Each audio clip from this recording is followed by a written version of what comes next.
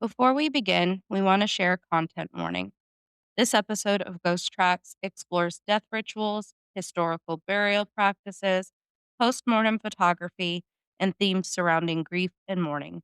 While nothing in this episode is meant to be sensational or graphic, these topics may be emotionally heavy for some listeners, especially those who are grieving or have experienced recent loss. Please take care of yourself while listening and feel free to pause or step away at any.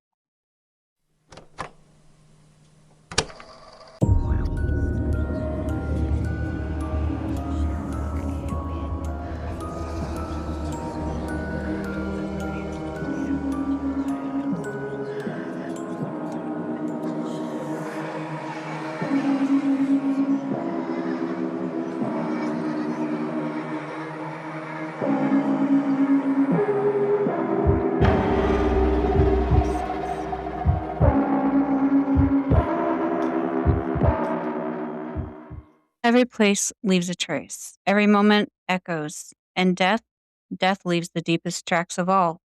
We are your hosts, Ina? and Molly.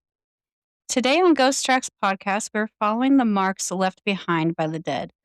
Not the kind that show up on an EMF reader or thermal cameras, but the ones carved into ritual, memory, and grief.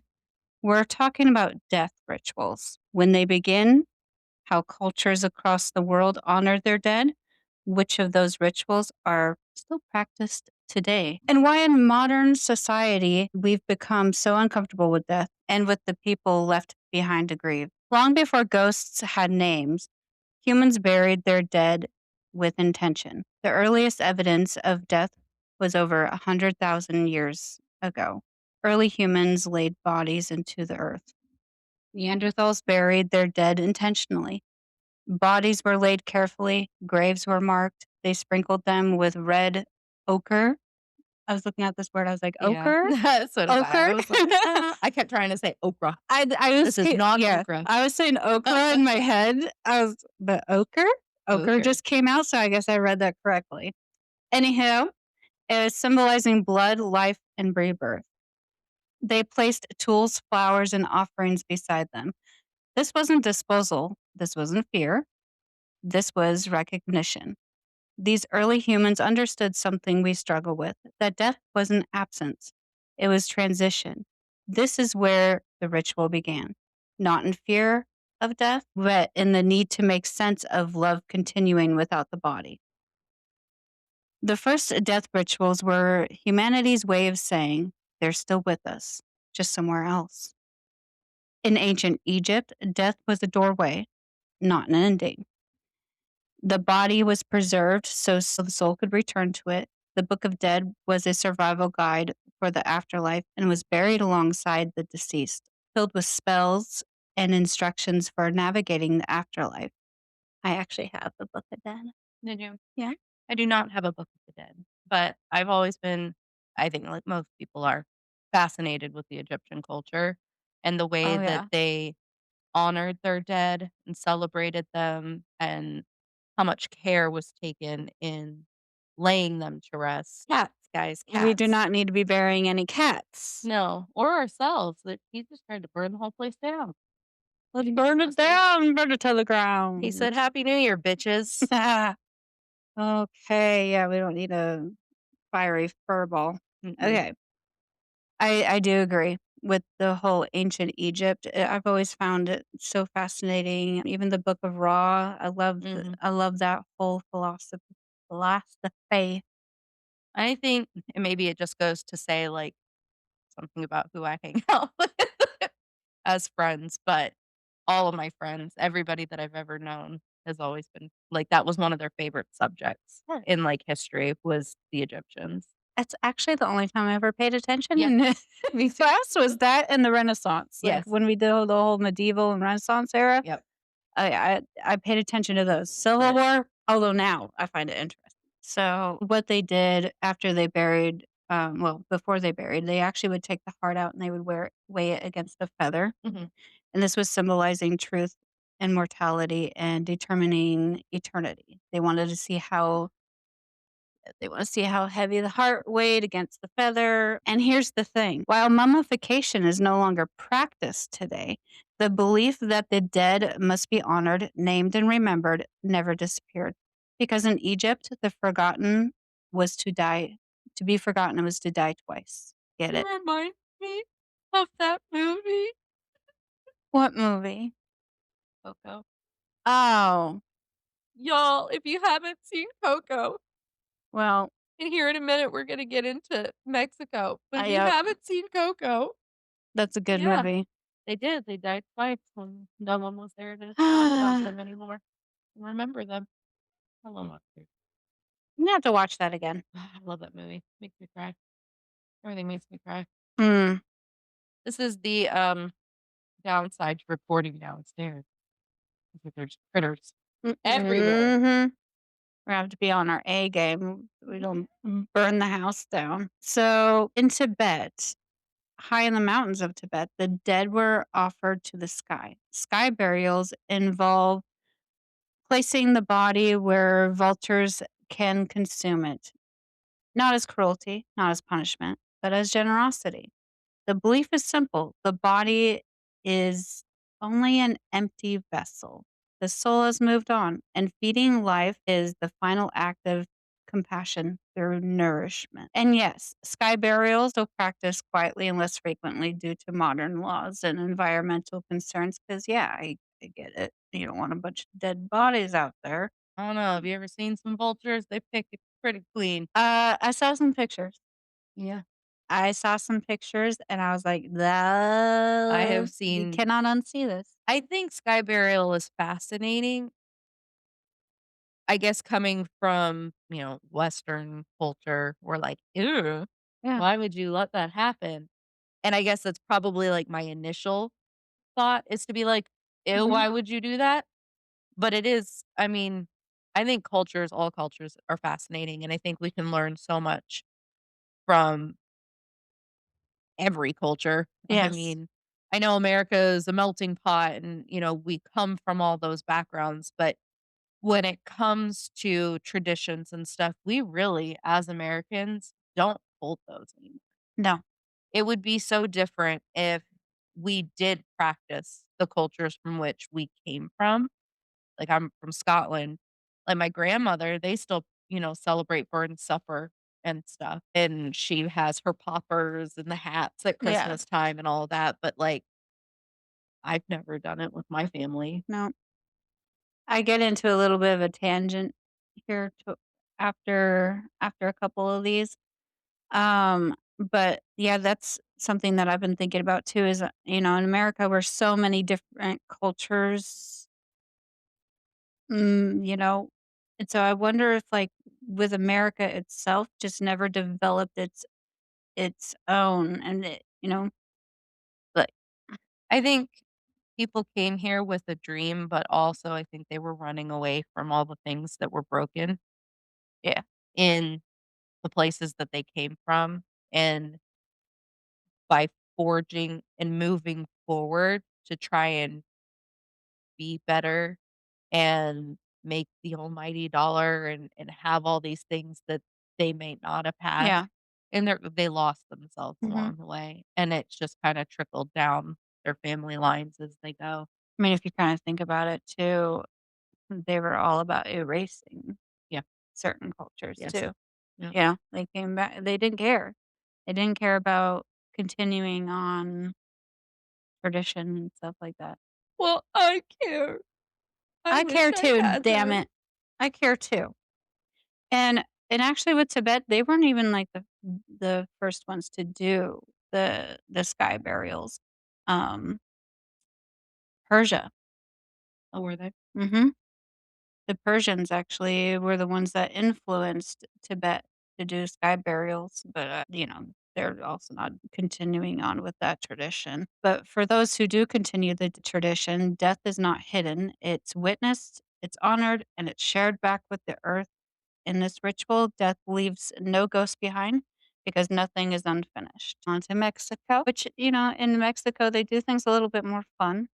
It's more of a big celebration. I absolutely love Dia de los Muertos.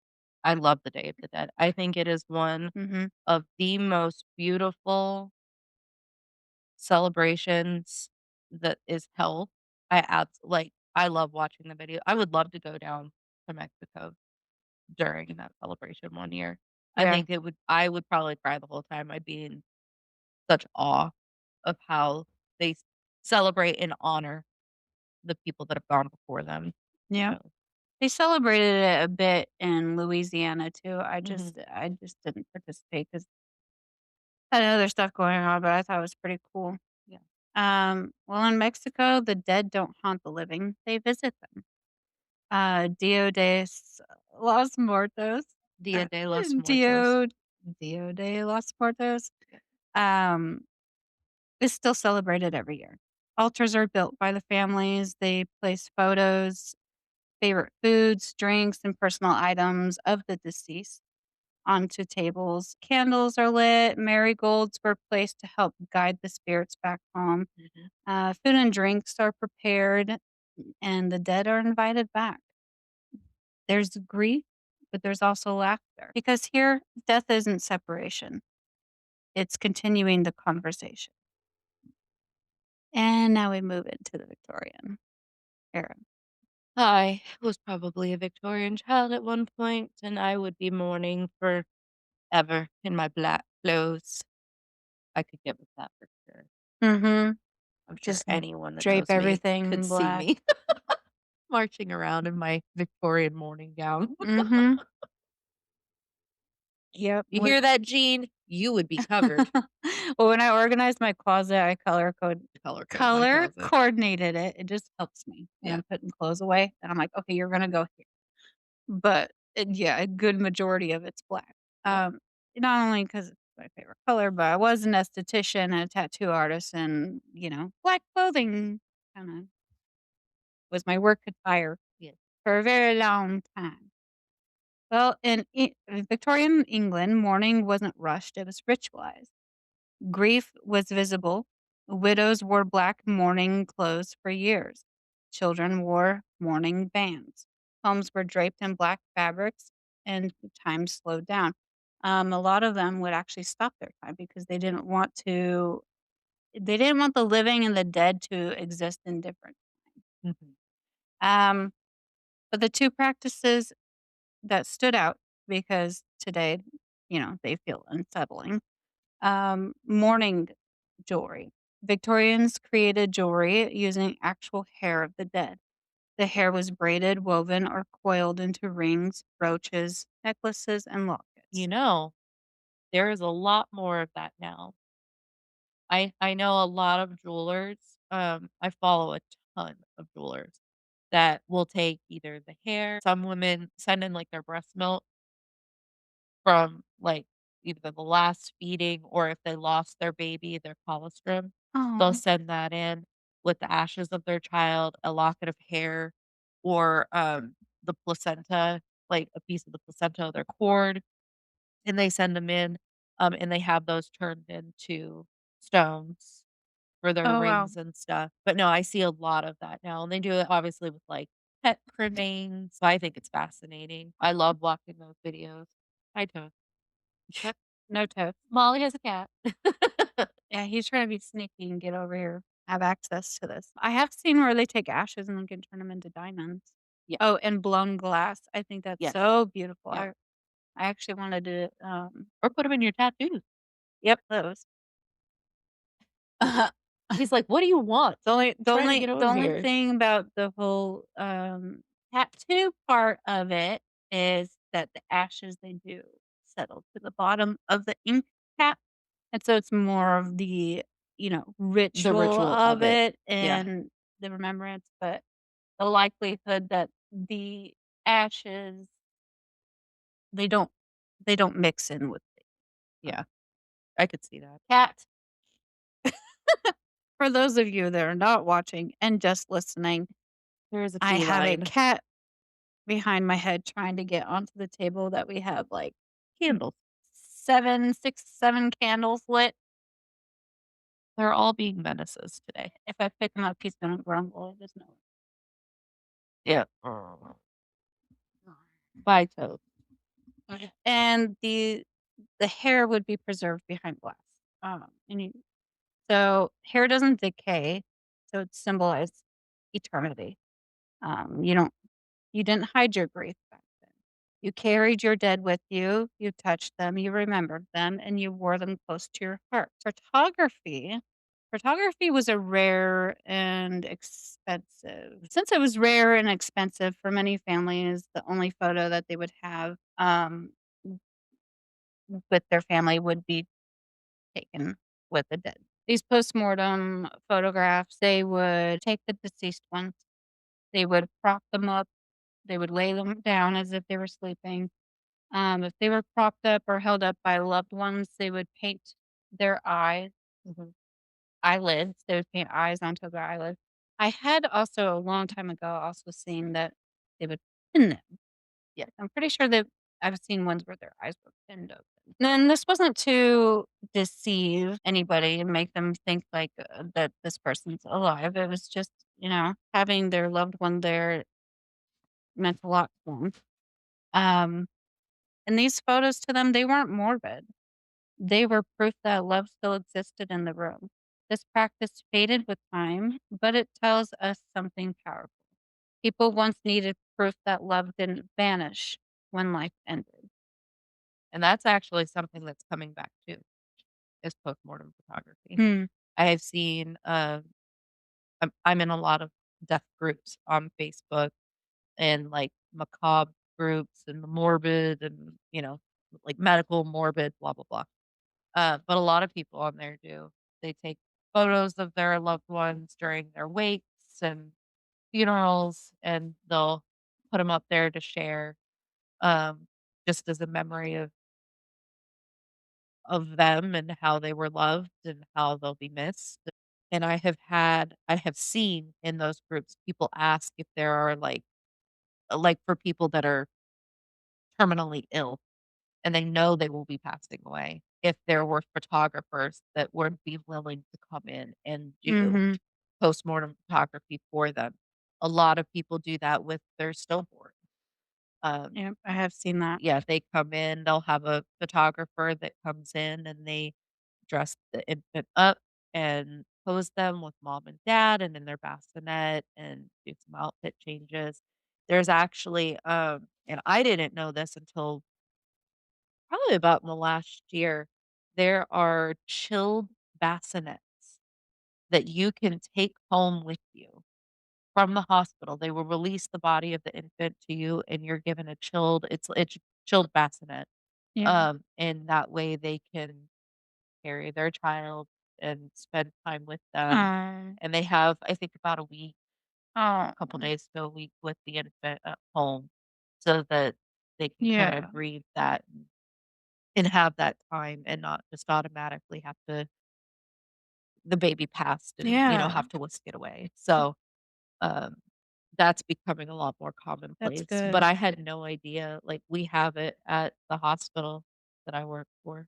Mm. So Yeah, when my grandfather passed away, I believe it was my grandma that called me. Uh, that's a whole other story. I'm not gonna get into why I didn't go, but she was telling me because my uncle was a mortician. I'm not sure what he's doing now, but he her my grandmother said that he made him look, you know, pretty good, and then my yeah, dad took photos yeah, of him, and at that time, I was young, and I was a little put off by this. It took me a long time to get comfortable with the idea of death yeah, and understand death, and it was always hard for me to find the right words to console somebody, yeah, um, but the older I got, the more I realized that, life should be celebrated. yeah, And death shouldn't be as fear, the next stage. right, But it's hard because you miss that person, you miss their presence, yeah, and it can be hard to move past. Um, and today, death is handled so quickly, quietly, and professionally. Hospitals, they call the number. Bodies are removed almost immediately. I'm glad to hear that they're starting to change that, yeah, especially with the infants. God, I'm sure that's really hard. A service is scheduled and life is expected to continue. Grief leave is minimal. They should be allowing to give people more time to grieve, especially from work. Yeah. Just the other day you were talking to me about how, um, depending on who passed away, it determines how much time and that your job will give you. Yeah. Many companies will have and I don't know for sure, but I'm just kind of spitting numbers here. But I know that if it's a grandparent, you might get a day or two. If it is a parent, you might get 3 or 4.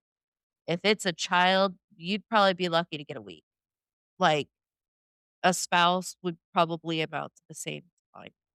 And I don't know. Like for me personally, I'm like, I don't know that I'd ever be okay again if I lost my husband or my kids. Mhm. Like, how could anyone put a time frame on that grief, uh, for me? And then to just be expected to, like, for say, one of my kids, I literally created, birthed, and raised those kids. How in the hell are you gonna tell me that I only get a couple of days and then I'm supposed to, you know, I'm expected to show back up and do life like they did not exist Yeah. ever. I mean, Like, I just couldn't. how did we go from the Victorian age where you Right. get the women where for years, Years. for years they get to mourn, to now it's just like your time is cut short and you're just expected to, put on a smile, Yeah. like Yep. like Clean it go up, buttercup. like put on your customer service voice. You have to deal with the public. You can't bring home to work with you and you can't bring work from with you. Yeah. Um, I just don't get it. I don't I either. don't know how we ended up here, and I hope that maybe are we desensitized? Probably a little bit. I mean, you gotta think too, what social media has done to us. I mean, it brings all of those things right to your front door.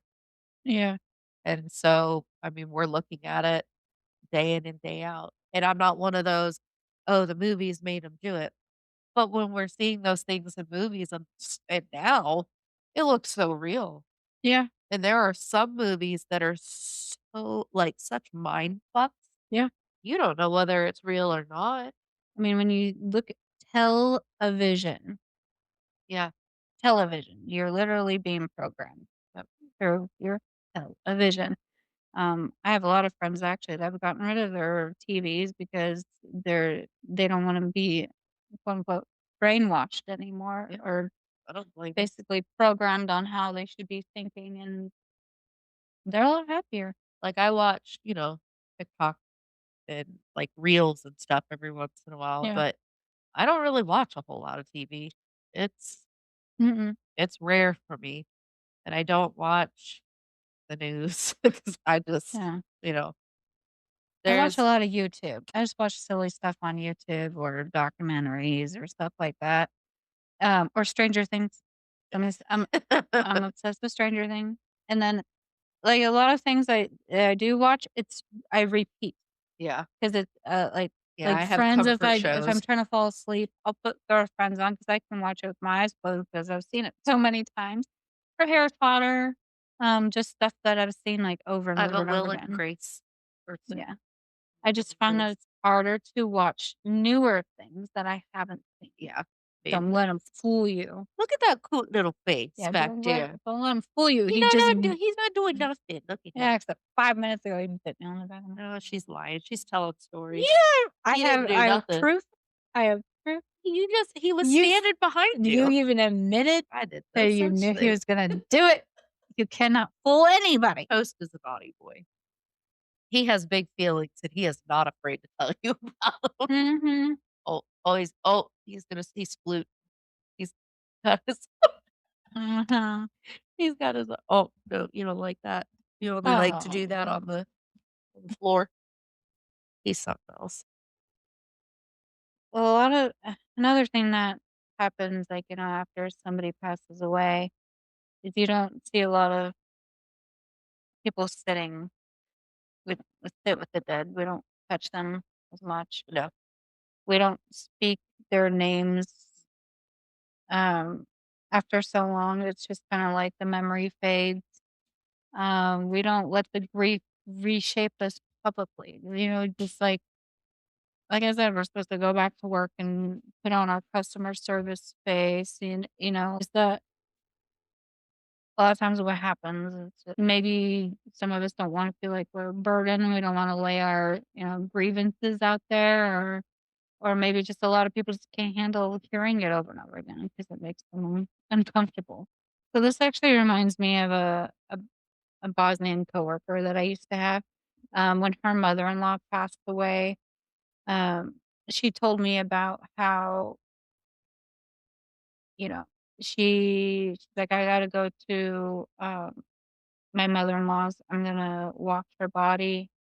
So they wash the body, and then they do something with oils, and, then the family members, they sat with her for a while. And it made me wonder, as time went on, most of us Americans have lost cultures and rituals.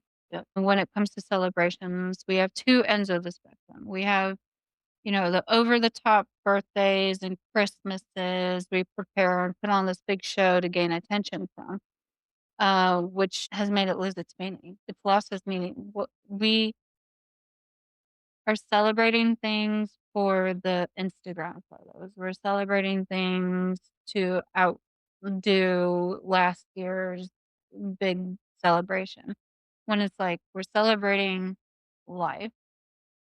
We're celebrating, Christmas time is supposed to be family time. And, if you're religious, it's supposed to be celebrating,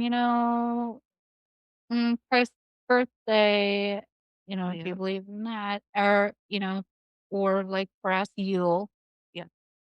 celebrating winter, which is the death, you Earth. know, mhm, Earth, Yep. so that life can start anew and spring comes. When it comes to death and funerals, many struggle on how to process it, so it doesn't get spoken about enough. People need time to grieve and mourn their loss. Also makes me think about something I watched today of Kelly Osbourne. People are picking her appearance apart. Oh, yeah. Picking her apart because she's lost even more weight. And she basically had to tell them, "Fuck off. My dad just died. Let me grieve." Um, and I think it's really fucked up. So, Ozzy, Ozzy hasn't been gone for that long, and they're just expecting, Hmm? criticizing, well, she's not eating because she's so depressed. She says basically it's a miracle that she can even get out of bed. She goes, "I'm sharing my content with you guys, and you're picking me apart from my appearance and the fact that she can even put makeup on, put her clothes on, and be present for her family. Yep. That should be enough. Just leave her be and fuck off. Fuck off. Fuckers. Fuck off, fuckers." There tends to be this trend going on where, and I've thought about this for quite a while, where where some cannot handle things that make them uncomfortable. So it's getting censored. We're having to say things like code words, Oh, yeah. um, in replacement of those words. In my opinion, what it does is it just perpetuates the issue surrounding the circumstancing involving those words. Well, how are you ever going to learn to navigate those feelings and those circumstances if you can't even talk about it?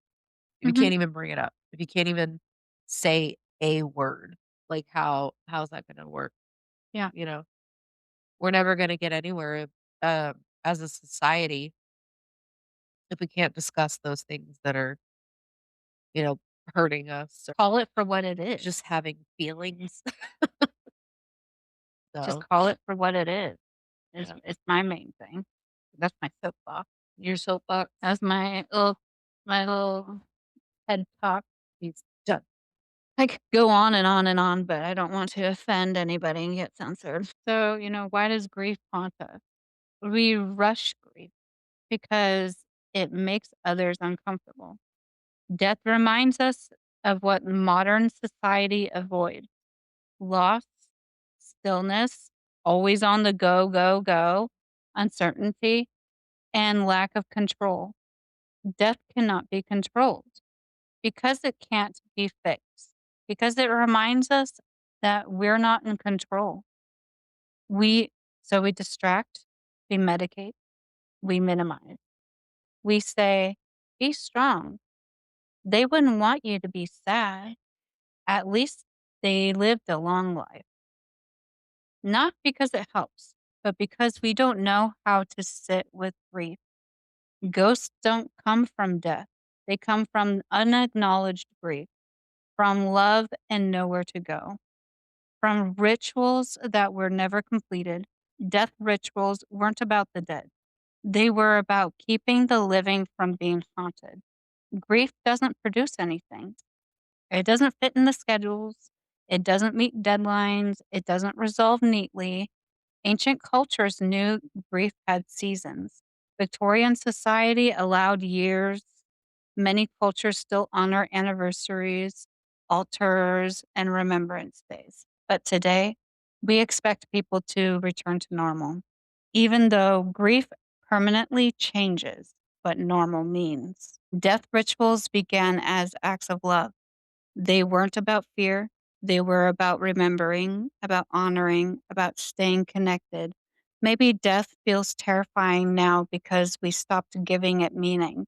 And maybe it isn't because the dead refused to leave, but because we forgot how to say goodbye. I don't know why that just made me like want to choke up. I don't know why.